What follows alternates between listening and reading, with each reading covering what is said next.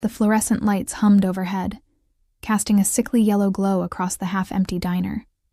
I could feel the weight of exhaustion settling into my bones like sediment at the bottom of a river, heavy, gritty, impossible to shake off. My feet throbbed in the cheap sneakers I'd bought from the thrift store 3 months ago.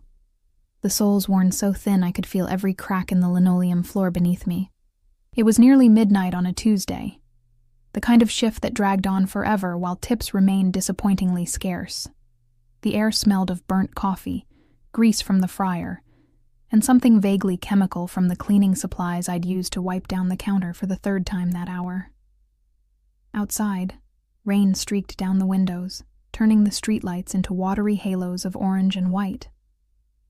I was invisible here. That's what I'd learned in the 6 months since I'd started working at Rosie's Diner. People looked through me, not at me. I was just the waitress with the faded black uniform and the name tag that read Emma in crooked letters. No one cared that I was putting myself through nursing school, or that I worked double shifts on weekends to afford the textbooks that cost more than my weekly rent. The door chimed, and I glanced up from the silverware I'd been rolling into paper napkins. 4 men walked in, their designer suits immediately out of place in this greasy spoon. They moved with the kind of confidence that comes from never being told no, their laughter too loud, their gestures too expansive. I recognized the type. Young, wealthy, probably from the financial district downtown, slumming it for some ironic late-night meal.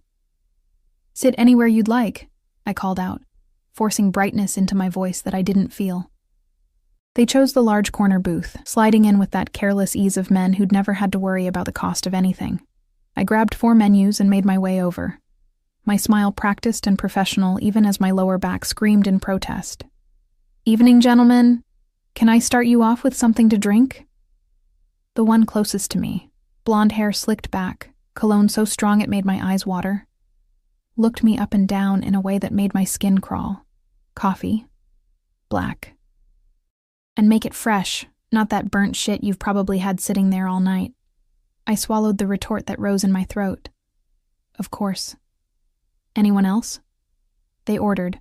Coffee, sodas, water with extra lemon. And I retreated to the counter, my hands steady as I poured fresh coffee even though something uneasy had begun to twist in my stomach. I'd learned to trust that feeling. It usually meant trouble. When I returned with their drinks, they'd barely glanced at the menus. They ordered enough food for 8 people. Steaks, burgers, fries, onion rings, pie. The kind of excess that made me think of the $19 in my wallet that had to last until Friday. "Coming right up," I said, scribbling on my notepad. The kitchen was my sanctuary, the only place in the diner where I could drop the smile and just breathe. Miguel, the night cook, looked up from the grill and caught my expression. "Problemas?" he asked, his weathered face creased with concern. "Rich assholes," I muttered, clipping the order to the carousel. "The usual." He nodded knowingly and got to work. I leaned against the stainless steel counter for just a moment, closing my eyes, letting the sizzle of meat on the grill and the clatter of Miguel's spatula ground me. I brought out their food in waves, my arms aching from the weight of the plates. They ate like they'd been starved, talking loudly about deals and investments, and someone named Marcus who'd totally fucked up the Henderson account. I refilled drinks, brought extra napkins, smiled when they snapped their fingers at me like I was a dog. It was during one of these trips to their table that I noticed him. He sat alone in the booth by the window. So still he seemed almost like a shadow given form. I hadn't heard him come in, hadn't heard the door chime, but there he was, and the air in the diner had changed somehow. Grown thicker, more charged, like the pressure before a thunderstorm. He wore a black suit that looked like it cost more than my car, if I'd had a car. The fabric caught the light in a way that cheap material never could, tailored so precisely it seemed like a second skin. His dark hair was swept back from his face, and even though he was sitting, I could tell he was tall, broad-shouldered, dangerous in a way I couldn't quite articulate, but it was his eyes that caught me. Even from across the diner, even in the dim lighting, they were arresting, dark and intense, fixed on me with a focus that made my breath catch, not leering, like the men in the corner booth, something else, something that felt like being seen for the first time in months. A man stood near the door, I realized. Tall, built like a wall, wearing a dark suit and an earpiece, security. My pulse quickened. I grabbed a menu and approached the man by the window, very aware of my worn uniform and the coffee stain on my apron from earlier. "Good evening," I said, and was surprised by how steady my voice sounded. "Can I get you something to drink?" Up close, he was even more striking. Sharp jawline, full lips, a small scar cutting through his left eyebrow. He smelled like expensive cologne, cedar, and something darker, almost smoky. When he looked up at me, really looked at me, I felt it like a physical touch. "Coffee." His voice was deep, measured, with the barest hint of an accent I couldn't place. "Black." "I'll be right back with that." As I walked away, I could feel his gaze following me, a tangible weight between my shoulder blades. I poured his coffee with hands that had developed a slight tremor, annoyed with myself. He was just another customer, just another man in an expensive suit. But I knew that was a lie, even as I thought it.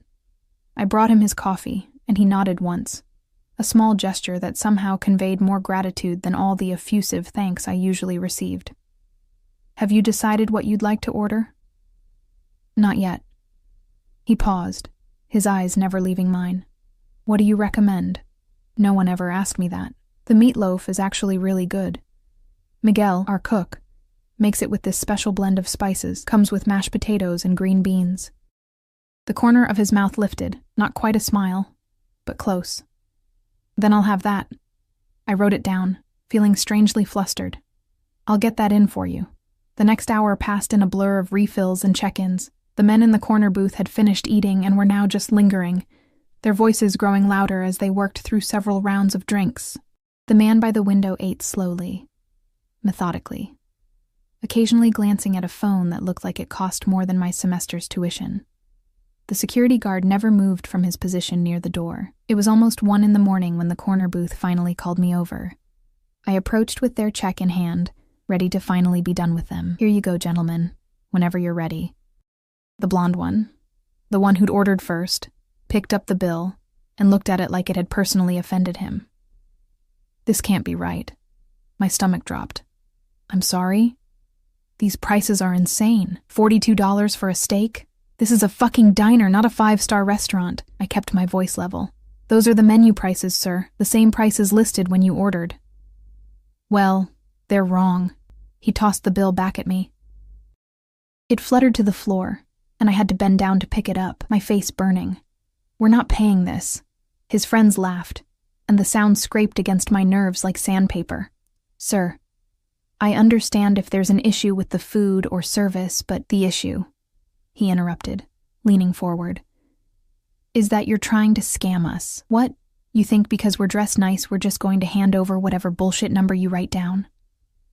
"I didn't write down any number. This is the register receipt. Are you calling me a liar?" His voice had gone cold, and something predatory flashed in his eyes. I could feel the panic rising in my chest, that familiar sensation of being trapped. Miguel had gone home 20 minutes ago. The only other person here was Linda, the night manager, who was in the back office doing paperwork. These men could walk out, and there was nothing I could do about it. The $187 tab would come out of my pay. That was rent money. That was textbook money. That was food for the next 2 weeks. "Please," I said, hating how small my voice sounded. "Please, just look at the menu. The prices are all listed. You know what I think?" The blonde man stood up, and his friends followed suit. "I think this shithole doesn't deserve our money. I think maybe we should just leave. You can't..." "Can't?" He stepped closer, invading my space, and I could smell whiskey on his breath. "Are you going to stop me, sweetheart?" I opened my mouth, but no words came out. My hands were shaking now, the receipt crumpling in my grip. This couldn't be happening. This couldn't. "There seems to be a problem." The voice came from behind me, deep, calm, and absolutely commanding. I turned to find the man from the window booth standing there, and suddenly the diner felt smaller. He wasn't particularly tall, maybe 6'1" or 6'2", but he filled the space in a way that defied physics. The security guard had moved closer, his hand resting casually on his belt, in a way that was anything but casual. The blonde man's bravado faltered for just a second before he rallied. "This doesn't concern you, buddy. Private conversation." It concerns me when 4 grown men are attempting to defraud a waitress of her wages. He said it so calmly, like he was commenting on the weather, but there was steel underneath. And when they're harassing a woman who's just trying to do her job. Look, we don't want any trouble. Then pay your bill. The temperature in the diner seemed to drop 10 degrees. The man in the black suit hadn't raised his voice, hadn't made any threatening gestures, but the blonde man actually took a step back. Who the hell do you think you are? And that's when I saw it. The moment of recognition. It flickered across the blonde man's face, then his friends, spreading like wildfire. Their complexions went pale. One of them actually swayed on his feet. The man in the black suit smiled, and it was the most terrifying thing I'd ever seen. I think, he said softly, that you know exactly who I am. Now, pay the young lady with a 50% tip for her trouble. And then you're going to apologize. Mr. Moretti, we had no idea. Moretti. The name rang a bell somewhere in the back of my mind, but I couldn't place it. All I knew was that these men, who'd been so confident moments ago, were now fumbling for their wallets with trembling hands. The blonde man pulled out a wad of cash and thrust it at me. Here, 300. Keep the change. We're sorry. We're so sorry.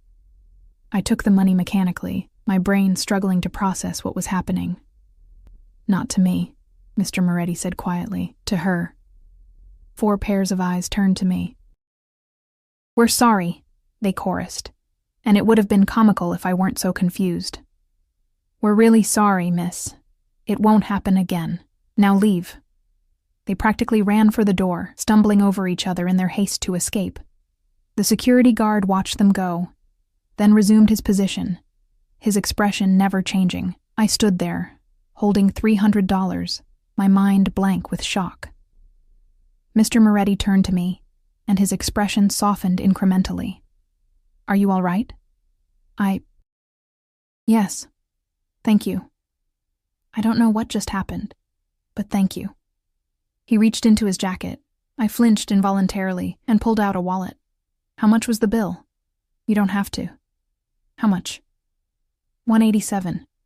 But you already helped. You don't need to. He placed $300 bills on the counter. For my meal. Keep the change.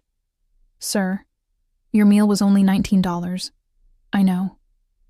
His eyes held mine, and I felt that strange flutter in my chest again. You work hard. You deserve it.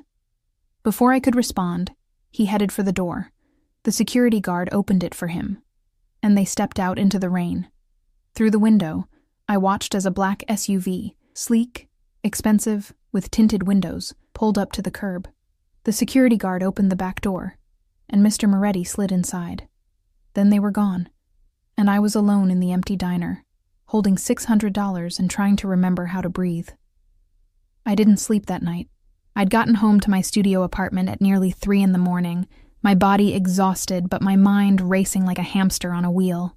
I kept replaying the scene in the diner, the way those men had crumbled at the mere presence of Mr. Moretti, the way his voice had cut through the tension like a blade through silk, the way he'd looked at me like I was something worth protecting. The money sat on my kitchen counter. $600 in cash. More than I made in 2 weeks. Enough to pay my rent with money left over for groceries, for the gas bill I'd been putting off, maybe even for that anatomy textbook I'd been trying to find used online. But it was the name that kept circling through my thoughts. Moretti. Why did I know that name? At 4 a.m, exhausted and wired on the coffee I'd drunk to stay alert during cleanup, I'd finally given in and Googled it. The results made my blood run cold. Dante Moretti, head of the Moretti crime family. Alleged connections to everything from racketeering to money laundering to things the articles only hinted at in vague, legally careful language. There were photos, him leaving courthouses, him at charity galas, him getting into expensive cars with tinted windows. In every single one, his expression was unreadable. His eyes hidden behind dark sunglasses. The man who'd saved me was a criminal. Not just any criminal. If the articles were to be believed, he was one of the most dangerous men in the city. I should have been terrified. I should have been planning to quit my job, to move, to avoid that diner for the rest of my life on the off chance he came back. Instead, I kept remembering the way he'd said, Are you all right? The genuine concern in his voice. The fact that he could have ignored the whole situation, could have finished his meal and left, but instead, he'd stepped in. For me. A nobody waitress in a rundown diner.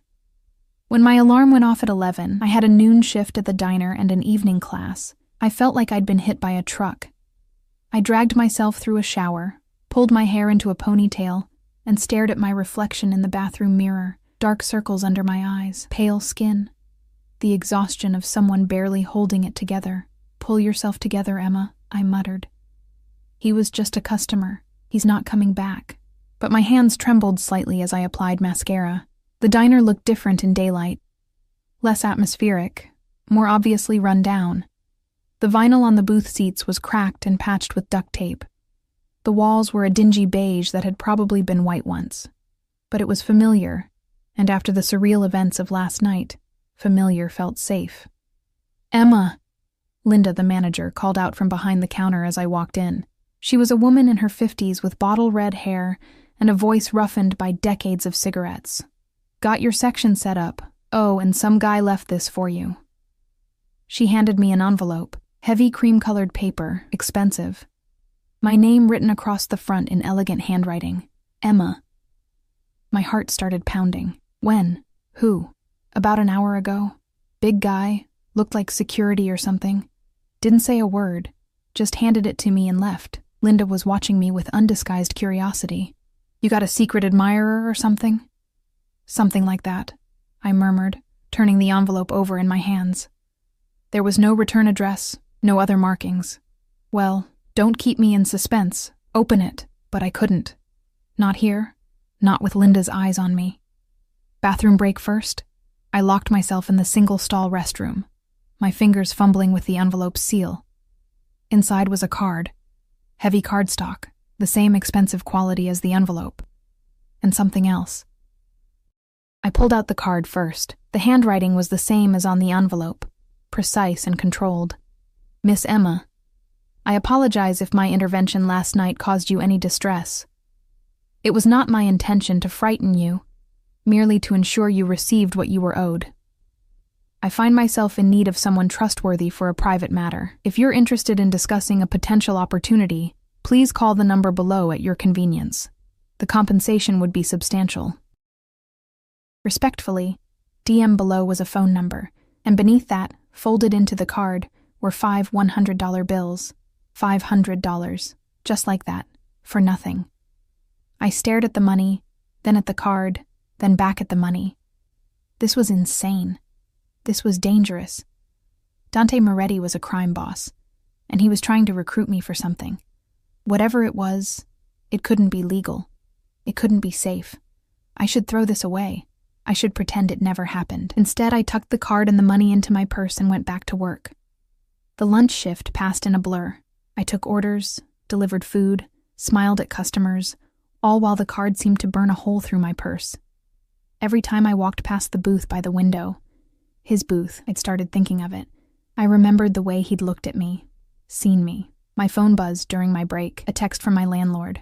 Rent is officially late. Need payment by Friday, or I'm starting eviction proceedings. I closed my eyes and leaned my head back against the break room wall. Friday was 3 days away. Even with the money from last night and the $500 in the card, I was cutting it close. And after rent, I'd have almost nothing left. I pulled out the card and stared at the number. The compensation would be substantial. My fingers hovered over my phone's keypad. This was stupid. This was potentially life-threatening. I should be running in the opposite direction. But I was so tired of working 70-hour weeks and still barely scraping by. Tired of choosing between textbooks and groceries. Tired of being invisible, of being one unexpected expense away from homelessness. Before I could talk myself out of it, I dialed. The phone rang once, twice. On the third ring, someone picked up. Miss Emma. That voice, deep, measured, unmistakable. Not an assistant. Him. I wasn't certain you'd call. Mr. Moretti. My voice came out steadier than I felt. Your card said you had an opportunity to discuss. I do. But not over the phone. Would you be available to meet this evening? I can send a car. A car? Of course he could send a car. Probably the same black SUV with tinted windows. I have class at 7. Before then, 6 o'clock. I'll have you back in plenty of time. I should say no. Every self-preservation instinct I had was screaming at me to hang up, block the number, forget this ever happened. Where? I heard myself ask. The car will pick you up from the diner. The driver will bring you to a safe public location. I give you my word. You'll be in no danger. The word of a crime boss. That should have been meaningless, but something in his tone made me believe him. Okay, I said quietly. 6 o'clock. Thank you, Emma. I'll see you then. He hung up before I could respond, and I sat there staring at my phone, wondering what I'd just agreed to. The afternoon dragged on interminably. I messed up orders, forgot drink refills, dropped a tray of silverware that clattered across the floor like an accusation. Linda pulled me aside at 4:30. You okay, honey? You seem distracted. Just tired, I lied. Didn't sleep well. She studied me with those sharp eyes that had seen everything in her 5 decades of waitressing. This got something to do with that envelope? It's nothing, really. She didn't believe me, but she let it go. Well, you're off at 5:30 anyway. Try to get some rest before your class. At 5:45, I was standing outside the diner in my street clothes, jeans and a sweater, the nicest things I owned that weren't stained or threadbare. The early October evening was cool, the sun just starting to set, painting the sky in shades of orange and gold. At exactly 6 o'clock, the black SUV pulled up to the curb. The back window rolled down, and I saw him, Dante Moretti, looking exactly as devastating as he had last night, his dark suit perfect, his expression unreadable, but those eyes, those intense, dark eyes, were fixed on me with that same focus that made my breath catch. The security guard from last night, the one who'd stood by the door, got out and opened the back door. Up close, he was even more imposing, easily 6'4", and built like he spent every free moment in a gym. Miss Emma, he said, his voice surprisingly soft for someone his size. I'm Marcus. I'll be driving today. I hesitated at the door, looking into the SUV's plush leather interior. This was my last chance to walk away. To choose safety over curiosity. Poverty over danger. I promise you're safe, Dante said quietly. Just a conversation. Nothing more. I took a breath and climbed in. The interior smelled like leather and that same cedar cologne he wore. The seats were heated, the windows so dark I could barely see outside. There was a privacy screen between us and the front seat, currently down so I could see Marcus getting behind the wheel. Dante was sitting on the opposite side, giving me space, but I was acutely aware of him. Of the way he filled the space, of the controlled power in the way he held himself. Thank you for agreeing to meet, he said, as Marcus pulled smoothly into traffic. I know this must seem unusual. That's one word for it. I tried to keep my voice light, but it came out shaky. Where are we going? Rosewood Park. There's a cafe there. Public. Well lit. We can talk openly. A park. A cafe. Public and safe, just like he'd promised. Some of the tension in my shoulders eased slightly. You know who I am, he said. It wasn't a question. I Googled you. No point in lying. After last night. And yet you called anyway. You're either very brave or very desperate. Maybe both, I admitted. Something flickered across his face. Respect, maybe? Honesty. I appreciate that. He shifted slightly, and I caught a glimpse of a shoulder holster beneath his jacket. The sight should have terrified me. Instead, it was almost reassuring in its honesty. He wasn't pretending to be something he wasn't. The opportunity I mentioned, he continued, requires someone trustworthy, discreet, someone who needs money but has integrity. And you think that's me? You don't even know me. I know you work 2 jobs to put yourself through nursing school. I know you stood up to 4 men last night even though you were terrified. I know you didn't steal that $300, even though you easily could have. I stared at him. How do you know about nursing school? I make it my business to know things. He said it matter-of-factly, without apology. Especially when I'm considering bringing someone into my circle, your circle. I laughed, but it sounded slightly hysterical. You mean your organization, your crime family? Yes. At least he was honest. What exactly would I be doing? Because I can't. Nothing illegal, he interrupted gently, and nothing dangerous. I simply need someone to provide medical care for individuals who can't go to a hospital. The words hung in the air between us. Medical care for people who couldn't go to hospitals. People who'd been shot, stabbed, beaten. People involved in the same world Dante inhabited. I haven't finished nursing school, I said weakly. I'm not qualified. You're in your final year. You've completed your clinical rotations. You know more than most people. His eyes never left mine. And you'd be supervised. I have a doctor on staff who can guide you for anything serious. But he can't always be available, and there are situations where we need someone with medical knowledge on hand. Why me? There are plenty of nurses you could hire. Actual licensed nurses. Because most people who work in healthcare have too much to lose. You, forgive me for being blunt, have very little, which means you're less likely to be compromised. It should have stung, but it was true. I had no family, no real friends, no career yet. I was nobody. Forgettable. Disposable.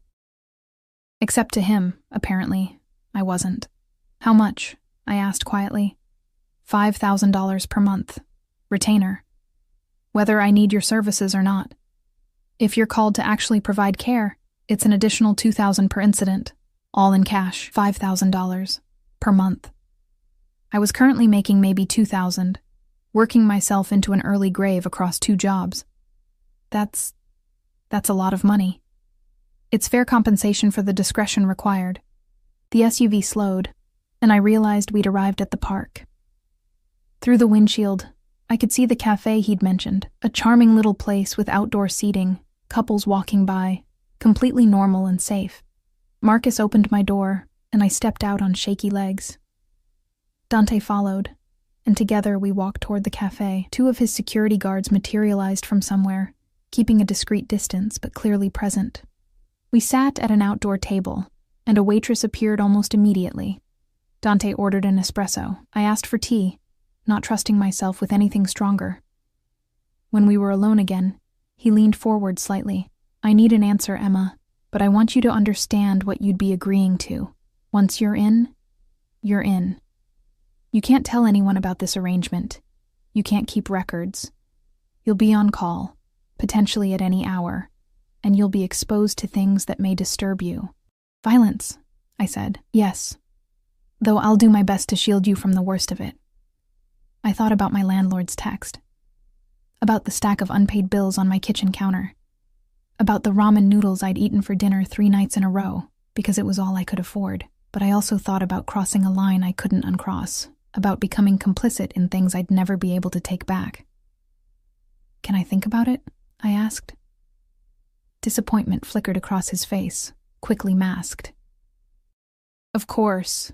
Take your time. He pulled out a business card, different from the one he'd left at the diner. This one with just a phone number embossed in black on black. Call me when you decide. No pressure. Our drinks arrived, and we sat in silence for a moment. The park around us was beautiful in the fading light. Children playing on swings, dogs chasing frisbees, normal life, continuing on while I sat across from one of the most dangerous men in the city and contemplated selling my soul. Why did you help me last night? I asked suddenly. You could have just ignored it. He was quiet for a long moment, his fingers wrapped around his espresso cup. My mother was a waitress, he said finally. She worked 3 jobs to keep food on the table after my father died. I watched men treat her the way those men treated you. I swore I'd never stand by and allow it if I could prevent it. The vulnerability in his voice surprised me. This man who commanded fear with a single look, who ran a criminal empire, had just given me a piece of himself. I'm sorry about your mother, I said softly. She passed 5 years ago. Cancer. He met my eyes. She never got to see me become legitimate. That's what all this is for, ultimately. Building something that can transition out of the shadows. But that's a long road, and in the meantime, I need people I can trust. I didn't know what to say to that. Didn't know how to reconcile this man. Thoughtful, protective, surprisingly open, With the articles I'd read about violence and criminal enterprise, Marcus appeared at his elbow and murmured something too quiet for me to hear. Dante nodded and stood. I apologize, but I need to leave. Marcus will drive you to your class. That's not necessary. It's already done. He pulled out his wallet and left $200 bills on the table for the tea. And Emma? Whatever you decide. Thank you for meeting with me. It was a pleasure. He walked away, his security detail falling in around him, and I watched him go, my mind spinning. Marcus drove me to campus in silence, pulling up precisely at 6:53. "Have a good class, Miss Emma," he said as I got out. I walked to my anatomy lecture in a daze, barely hearing anything the professor said. The business card felt like it was burning a hole in my pocket. $5,000 a month. All I had to do was compromise every ethical principle I'd ever held. But as I sat in that lecture hall, surrounded by classmates who had parents paying their tuition and didn't have to work 3 jobs just to survive, I realized something. I'd already been compromised by poverty, by a system that made it nearly impossible to get ahead without help. At least this way, I'd be choosing my own compromise. After class, I pulled out my phone and the card. My finger hovered over the call button for a full minute. Then I dialed. He answered on the first ring. "Emma." "I'll do it," I said. "I'll work for you." There was a pause, and when he spoke, I could hear the satisfaction in his voice. "I'll have Marcus pick you up tomorrow evening. We'll discuss the details then, okay? Emma? You won't regret this. I take care of people who are loyal to me." The line went dead, and I stood there in the empty parking lot, wondering what I'd just done. The next evening, Marcus picked me up at 7:30 after my shift at the diner. I'd spent the entire day in a fog of anxiety and anticipation, dropping plates, forgetting orders, jumping every time the door chimed. Linda had finally pulled me aside and asked if I was on drugs. "No," I'd said too quickly. "Just personal stuff." She'd looked at me with those knowing eyes. "Be careful, honey. Whatever it is." Now I sat in the back of the SUV, my hands twisted in my lap, watching the city pass by through tinted windows. We weren't heading to the park this time. We were going deeper into the city, toward the waterfront district where old warehouses had been converted into expensive lofts and exclusive restaurants. Marcus pulled into an underground parking garage beneath a sleek glass building. Security cameras tracked our movement. 2 men in dark suits stood by the elevator, nodding at Marcus as we passed. The elevator was all mirrors and chrome. I caught sight of myself, pale, underdressed in my jeans and sweater, looking every bit the terrified girl I was. Marcus stood beside me, silent and imposing, his eyes on the floor indicator as we climbed higher and higher. We stopped at the penthouse level. The doors opened directly into an apartment that made my breath catch. Floor-to-ceiling windows overlooked the city, the lights sparkling like scattered diamonds. The space was modern and minimalist. Dark wood floors, leather furniture, art on the walls that probably cost more than my entire life was worth. And there, standing by the windows with a glass of amber liquid in his hand, was Dante. He turned when we entered, and something in his expression softened when he saw me. "Emma, thank you for coming." "Thank you for having me." It came out like a question, and I felt immediately stupid. The corner of his mouth lifted, that almost smile I was beginning to recognize. "Can I get you something to drink? Wine? Water? Water would be good." He nodded to Marcus, who disappeared into what I assumed was the kitchen. Dante gestured to the seating area. "Please sit." I perched on the edge of a leather sofa that probably cost more than my car would have if I'd had one, my hands still twisted together. Dante sat across from me and even relaxed in his own space. There was something coiled about him, like a predator at rest, but never truly off guard. Marcus returned with a bottle of water, expensive, imported, naturally, and handed it to me before taking up position near the elevator. Always watching, always ready. "I want to be clear about expectations," Dante began, his dark eyes fixed on mine. "This isn't a traditional employment arrangement.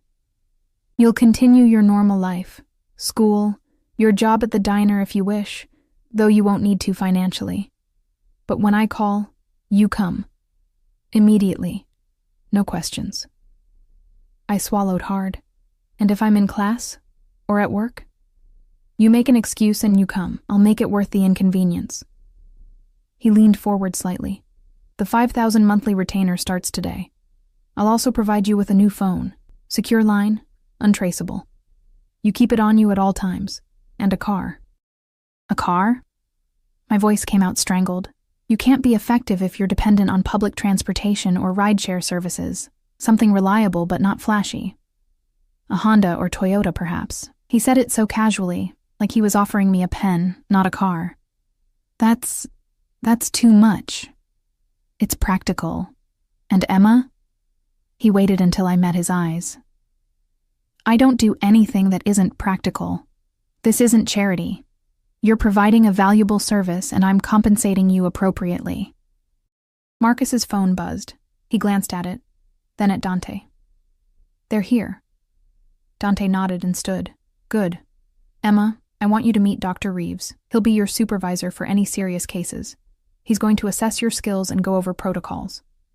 The elevator doors opened, and a man in his late 50s stepped out. He was slight, with graying hair and wire-rimmed glasses, carrying a leather medical bag that looked well used. He didn't look like someone who worked for the mob. He looked like someone's kindly uncle. Dr. Reeves, Dante said. This is Emma. She'll be our new on-call medic. Dr. Reeves extended his hand, and I shook it. His grip was firm, professional. Pleasure to meet you, Emma. Dante tells me you're in nursing school. Final year? Yes, sir. I finish in May. Excellent. Well, let's see what you know, shall we? The next 2 hours were surreal. Dr. Reeves had me demonstrate basic medical procedures, taking vitals, starting an IV line, wound assessment, and cleaning. He quizzed me on drug interactions, emergency protocols, when to insist on hospital transport despite the risks. Through it all, Dante watched from the windows, his phone periodically buzzing with messages he'd glance at and dismiss. Marcus remained by the elevator, a silent sentinel. She's good, Dr. Reeves finally announced to Dante. Knows her stuff, steady hands, good instincts. With a bit more practical experience, she'll be excellent. Good. Dante turned to face us fully. Emma, Dr. Reeves will provide you with supplies, basic trauma kit, medications, everything you might need. Keep it in your car at all times. If you're called to a scene, Marcus or one of my other men will accompany you. You do not go alone. Understood? Understood. And one more thing. His expression grew serious. You will see things. Hear things. Names, faces, details of operations. None of it leaves your lips. Not to friends, not to classmates, not even to a therapist if you feel you need one. The moment you become a liability, you become a problem. And I don't want you to become a problem. The threat was clear beneath the polite words. I nodded, my mouth dry despite the water I'd been drinking. I won't say anything, I promise. He studied me for a long moment, then nodded. I believe you. Marcus, take Emma home. And give her the phone and keys. Marcus produced both from seemingly nowhere. A sleek black smartphone and a set of car keys with a Honda emblem. The car's in the garage, space B17, already registered and insured in your name. I stared at the keys in my hand. This was real. This was actually happening. Thank you, I managed. For all of this. Don't thank me yet, Dante said quietly. Wait until you've actually done the work. Marcus escorted me back to the elevator. As the doors began to close, I caught one last glimpse of Dante, silhouetted against those massive windows, looking out over the city he controlled from the shadows. The car was a dark gray Honda Civic, a few years old, but in perfect condition. I sat in the driver's seat, my hands on the steering wheel, and tried to process everything that had just happened. My old phone buzzed, a text from my landlord, "Where's the rent?" I looked at the new phone Marcus had given me. Already there was a message, $5,000 deposited in your account. Account details attached. DM $5,000, just like that. I drove home in my new car, parked it on the street outside my building, and walked up to my apartment in a daze. Inside, I pulled out my laptop and checked my bank account. The money was there. All of it. I paid my rent. I paid my utilities. I bought groceries online. Real food. Not just ramen and canned soup. I ordered the textbook I'd been putting off. And then I sat on my threadbare couch and cried. Because for the first time in 3 years, I wasn't drowning. I could breathe. The new phone remained silent for 3 days. I went to class, went to my shifts at the diner, lived my normal life with this secret humming beneath my skin. The medical kit Dr. Reeves had given me sat in my car's trunk, a constant reminder. On the 4th night at 2 a.m, it rang.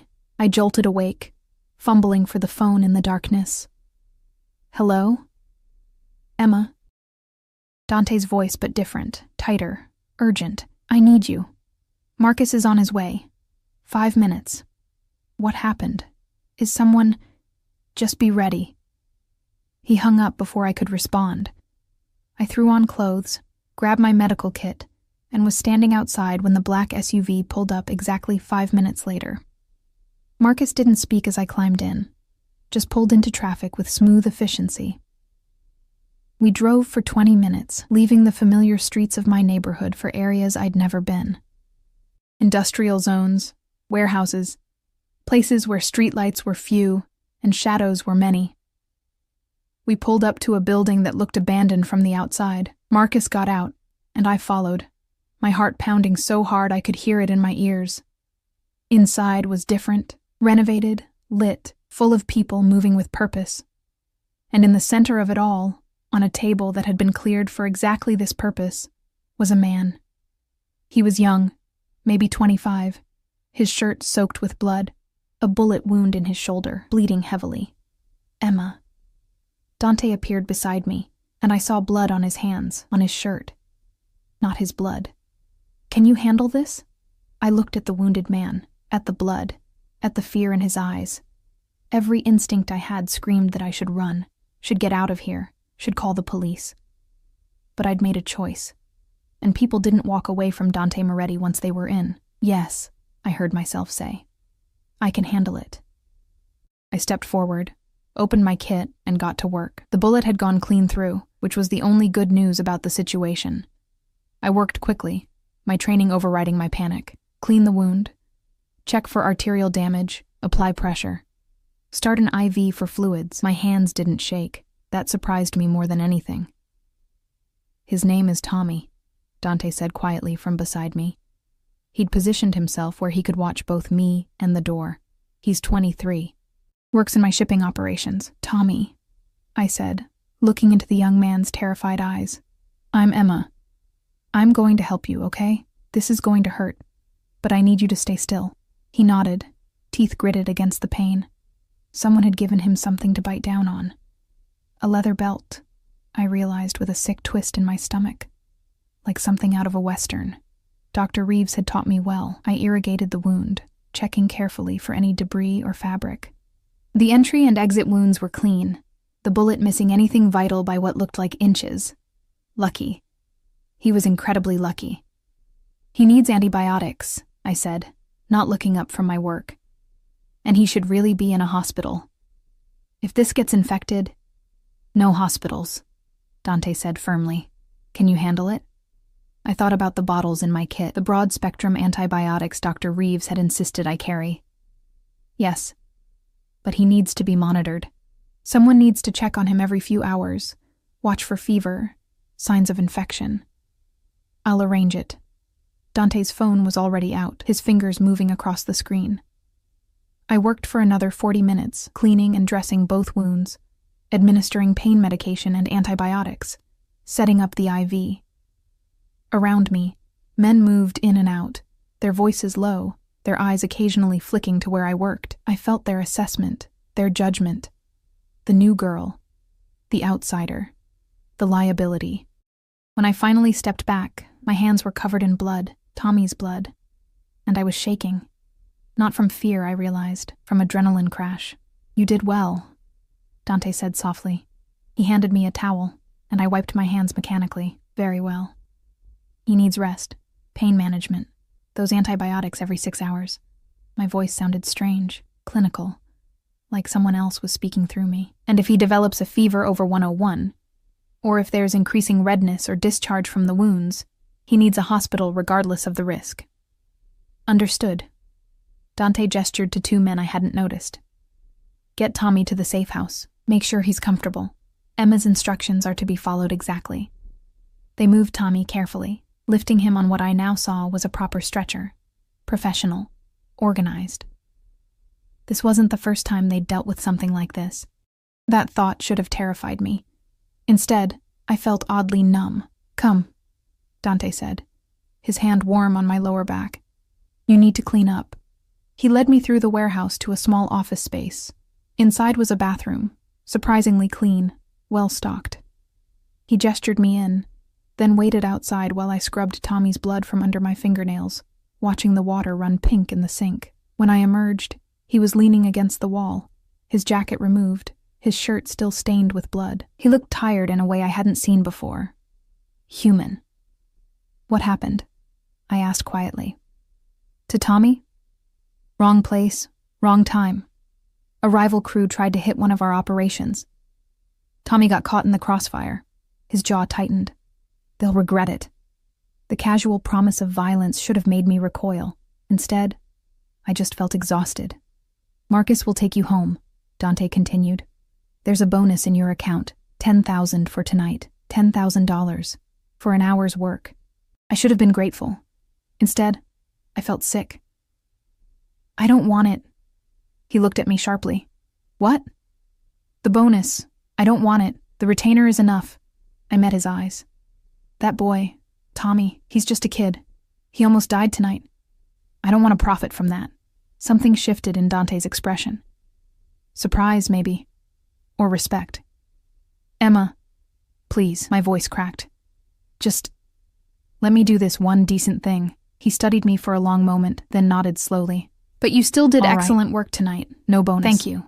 Marcus appeared then, ready to drive me home. I followed him out in silence, too drained to speak. As we reached the SUV, I heard Dante's voice behind me. Emma. I turned. He stood in the warehouse doorway, backlit so his face was in shadow. You're stronger than you think. Remember that. The drive home passed in a blur. I showered until the water ran cold, scrubbing at skin that felt contaminated despite the blood being long gone. Then I lay in bed, staring at the ceiling, replaying every moment. I'd just helped a criminal. I'd provided medical care to someone who'd been shot in gang violence. I'd crossed a line I could never uncross.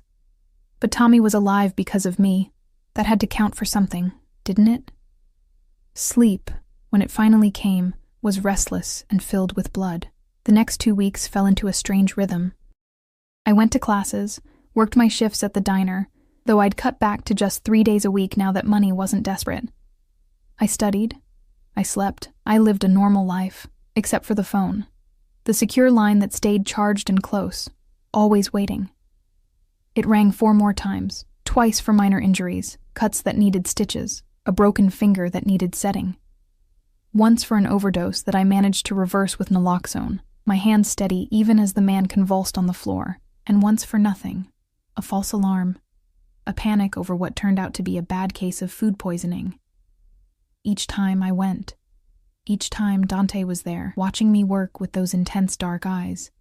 Each time he thanked me quietly, ensured I had what I needed, sent me home safely.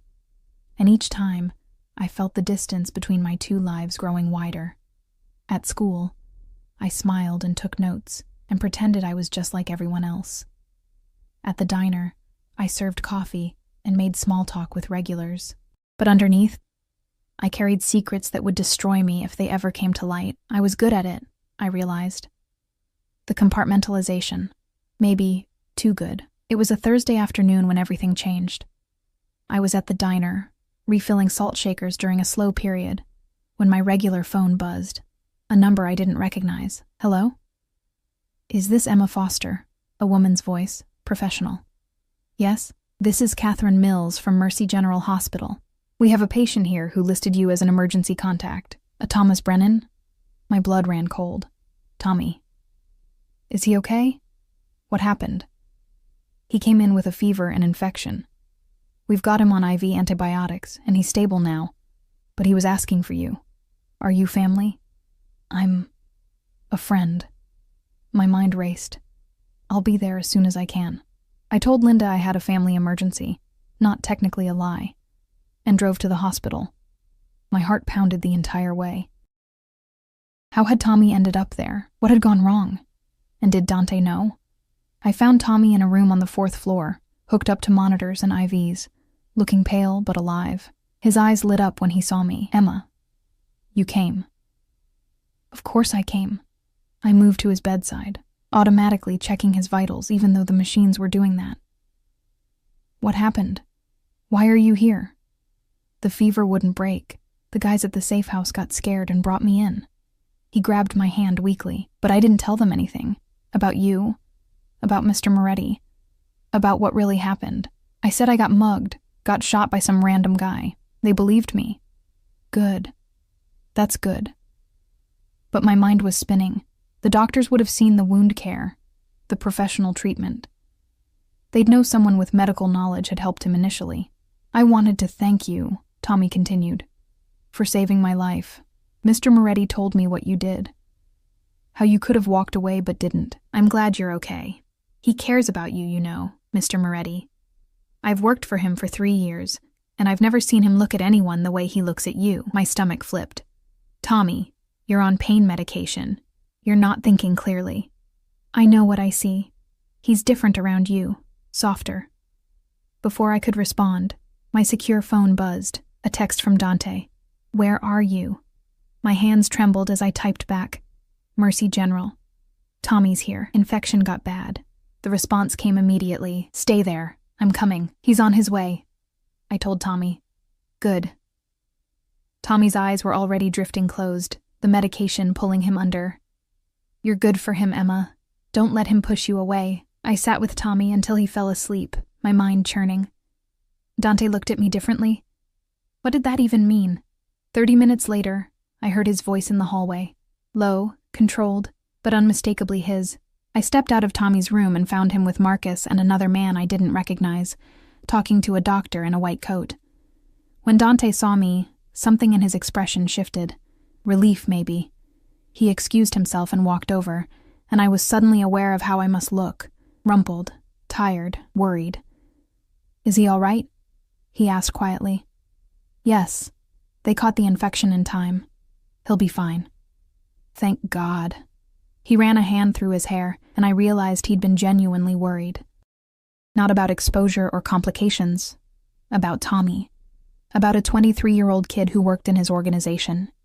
Did you know he listed me as his emergency contact? I asked. No, I didn't. Dante's jaw tightened. That was foolish of him. It creates a connection between you and this situation, maybe.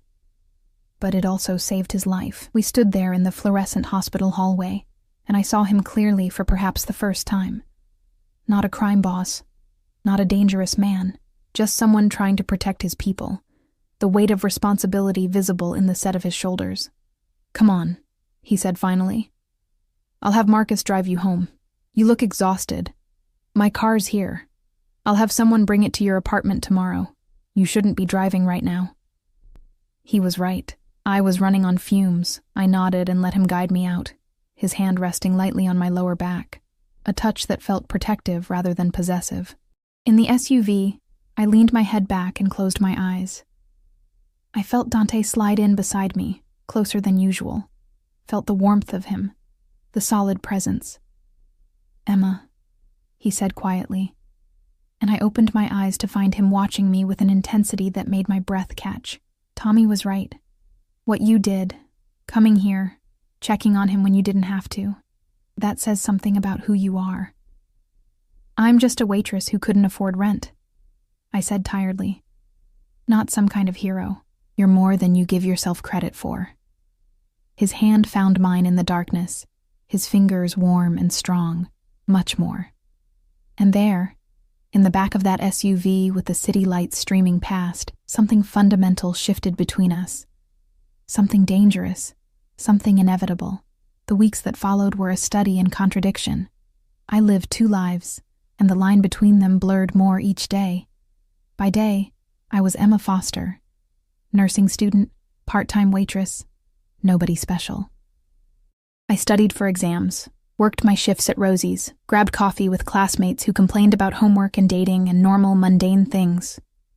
By night, I belonged to Dante's world. The calls came regularly now, not always for medical emergencies, but for other things. He'd ask me to meet him for dinner at restaurants where the waiters knew his name, and the private rooms in the back were never questioned. He'd send Marcus to drive me to his penthouse, where we'd talk for hours about everything and nothing. My childhood in foster care, his memories of his mother, the books we'd read, the dreams we'd had before life got complicated. He never touched me beyond that initial hand-holding in the SUV, never crossed the line into something more. But the tension between us grew like a living thing, heavy and electric, until I could barely breathe when we were in the same room. "You're playing with fire," Linda told me one afternoon at the diner. She'd cornered me in the back, her sharp eyes missing nothing. "Whatever you're mixed up in with that man, the one in the expensive suits who keeps sending cars for you, it's going to burn you." "I'm being careful," I said. "Careful." She laughed, but there was no humor in it. "Honey, I've been around long enough to recognize a woman falling in love with danger, and that's exactly what you're doing." I wanted to deny it, but the words stuck in my throat because she was right. I was falling for Dante Moretti, falling for a man who ordered violence with the same ease most people ordered coffee. A man whose hands had blood on them, whose empire was built on things I didn't want to think about too closely. But I was also falling for the man who remembered how I took my tea, who'd set up a college fund for Tommy after he recovered, who called me at midnight just to hear my voice when he couldn't sleep, who looked at me like I was something precious and rare, instead of disposable. It was dangerous. It was stupid. It was inevitable. Everything came to a head on a cold November night, 6 weeks after I'd first agreed to work for Dante. The call came at 11 p.m. Not Dante's voice this time. Marcus's, tight with urgency. "Emma, we need you. Now. It's bad." I was in the SUV within minutes, my medical kit clutched to my chest, my heart racing. Marcus drove like a man possessed, weaving through traffic, running red lights. We weren't going to the warehouse. We were going to Dante's penthouse. The elevator ride up felt like it took hours. When the doors opened, I stepped into chaos. Blood on the floor, men shouting. And there, on that expensive leather sofa, was Dante. He was conscious, which was good, but there was so much blood, a gash across his ribs, deep enough that I could see muscle. His shirt was shredded, his face pale, but his eyes still sharp, still aware. "Emma." His voice was strained. "Sorry to ruin your evening." "Shut up." I dropped to my knees beside him, my hands already moving, assessing. "What happened?" "Ambush. Knife." He winced as I pressed gauze to the wound. "The other guy looks worse. I don't care about the other guy." My voice came out sharper than I intended, fear making me harsh. "This needs stitches. A lot of stitches. And you might have internal bleeding. No hospital. Dante." "No. Hospital." He grabbed my wrist, his grip still strong despite the blood loss. "Please, Emma. I'm trusting you." I looked into those dark eyes and saw the truth there. Going to a hospital meant questions, police, exposure, the unraveling of everything he'd built. "Fine." I pulled out my phone, the secure one, and called Dr. Reeves. But I'm getting backup. Dr. Reeves arrived 20 minutes later, and together we worked on Dante. The wound was deep but clean. No internal bleeding that we could detect. No nicked organs. Lucky. He was so incredibly lucky. I stitched him up with steady hands while Dante watched me, never looking away, even when I knew it must have hurt terribly. Dr. Reeves monitored vitals, administered pain medication, double-checked my work. "Excellent suturing," he murmured approvingly. "You've got real talent, Emma," but I barely heard him. All I could focus on was Dante's face, the paleness of his skin, the way his breathing was too shallow. When we were finally done, Dr. Reeves packed up his supplies. "He needs rest. No strenuous activity for at least 2 weeks. The stitches come out in 10 days. Emma can do that." He looked between us, something knowing in his expression. "I'll leave you two alone. Call if anything changes." Then it was just us. Marcus had cleared out the other men, posted guards at the elevator, given us privacy. The penthouse was silent, except for the sound of our breathing. "You're angry," Dante said quietly. I'm terrified. I sank into the chair beside the sofa, suddenly exhausted. You could have died tonight, if that knife had been 2 inches to the left. But it wasn't. That's not the point. My voice broke. You can't keep doing this, putting yourself in danger like you're invincible. You're not invincible, Dante. You're human. You bleed. You can die, I know. He shifted, wincing, and reached for my hand. This time I let him take it. Emma, I need to tell you something. If it's about the ambush, it's about you. His thumb traced circles on my palm, the gesture somehow more intimate than anything we'd shared before. From the moment I saw you in that diner, standing up to those men even though you were terrified, I knew you were different, special. And every day since, you've proven me right. My heart was pounding so hard I could hear it. Dante, let me finish. His eyes held mine, dark and intense, and vulnerable in a way I'd never seen. I've done terrible things, Emma. I've hurt people. I've made choices I can't take back. I'm not a good man. But when I'm with you, I want to be. You make me want to be better. You are better, I whispered. You're loyal to your people. You protect them. You saved me when you didn't have to. That counts for something. Does it? He pulled me closer, and I went willingly, perching on the edge of the sofa beside him. Does it count enough for you to forgive what I am? What I do? I thought about that, about the violence I'd witnessed, the people I'd treated for injuries sustained in his world, about the lines I'd crossed, the complicity I'd accepted, but I also thought about Tommy, alive because Dante had called me. About the single mother I'd met at one of his warehouses, whose medical bills Dante had paid without being asked, about the way he looked at me like I mattered. I'm already in too deep to pretend I'm innocent, I said finally. We both know that. The question is whether I'm okay with that. Whether I can live with the choices I've made. And can you? I looked at him. Really looked at him. At the man behind the reputation. The son who'd loved his mother. The leader who cared for his people. The complex, contradictory, dangerous man who'd somehow become essential to me. Yes, I said. I can. Because those choices led me to you. Something blazed in his eyes. Relief. Desire. Something deeper. Emma, I kissed him. Leaned forward and pressed my lips to his, cutting off whatever he'd been about to say. For a moment he froze, surprised. Then his hand came up to cup my face and he kissed me back with a gentleness that contrasted sharply with everything I knew about him. When we finally pulled apart, we were both breathing hard.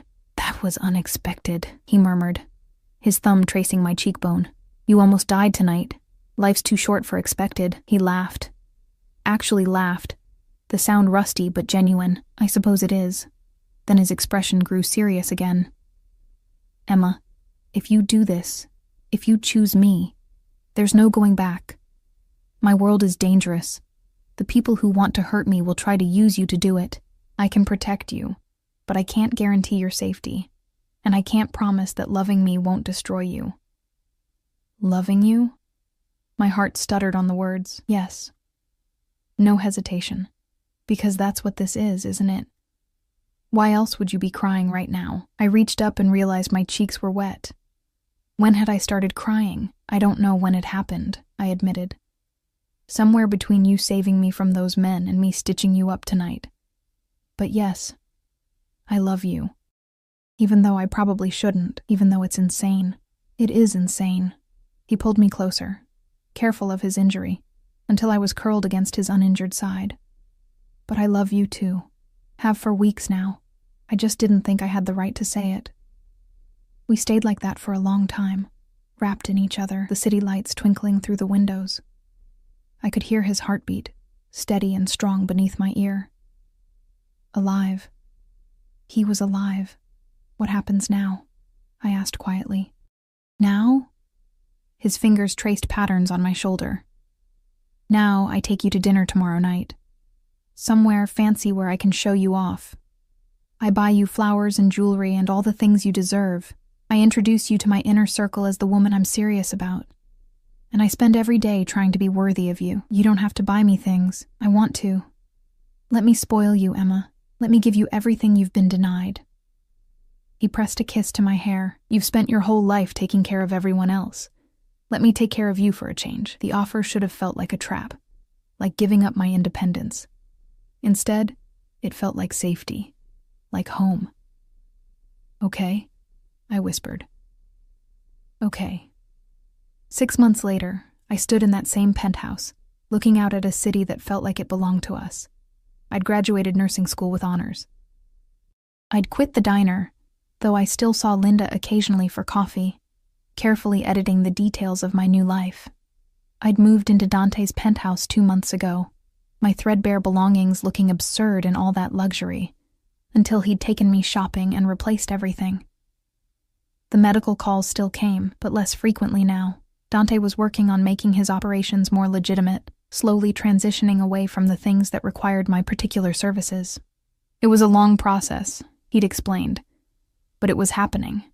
I heard him come in before I saw him. The sound of the elevator doors, Marcus's low voice reporting something. Then Dante's footsteps approaching, his arms wrapped around me from behind, and I leaned back into his warmth. "Good day?" he murmured against my hair.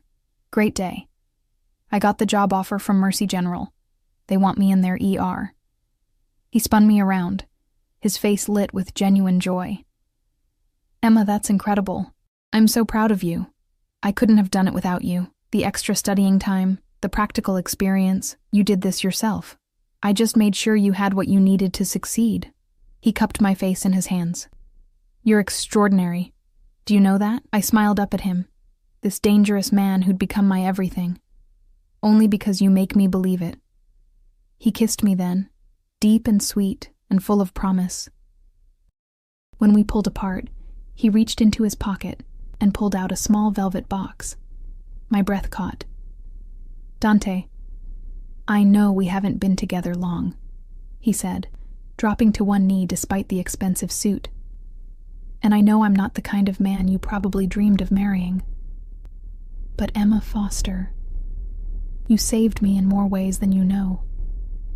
You saw past what I am to who I could be. And I want to spend the rest of my life being that man for you. Will you marry me?" I should have thought about it. Should have considered the implications, the danger, the complexity of binding my life to his. But I'd learned something in these past months. Sometimes the most dangerous choice is also the right one. "Yes," I said, tears streaming down my face. "Yes, I'll marry you." He slipped the ring on my finger, a simple diamond, elegant and perfect, and stood to kiss me again. Through the windows, the city sparkled beneath us, full of possibilities and second chances. I'd walked into Dante Moretti's world expecting darkness. What I found instead was a complicated, flawed, deeply human man who loved me with a fierceness that took my breath away. A man who'd been shaped by violence but was choosing, every day, to be something more. We weren't perfect. Our love story wasn't conventional. But it was ours, built on trust and honesty and the strange alchemy that happens when two broken people find each other and decide to heal together. As Dante held me close, I thought about the terrified waitress I'd been 6 months ago, invisible and struggling. She seemed like a different person now. Because I was different. Stronger. More confident. Loved. "No regrets?" Dante asked softly, as if reading my thoughts. I looked at the ring on my finger, then up at the man who'd given it to me. The mob boss who'd become my savior, my partner, my home. "Not a single one," I said, and meant it with every fiber of my being. Outside, the city glittered like scattered diamonds, full of danger and beauty and endless possibility. And inside, in the warmth of Dante's arms, I was finally, truly free.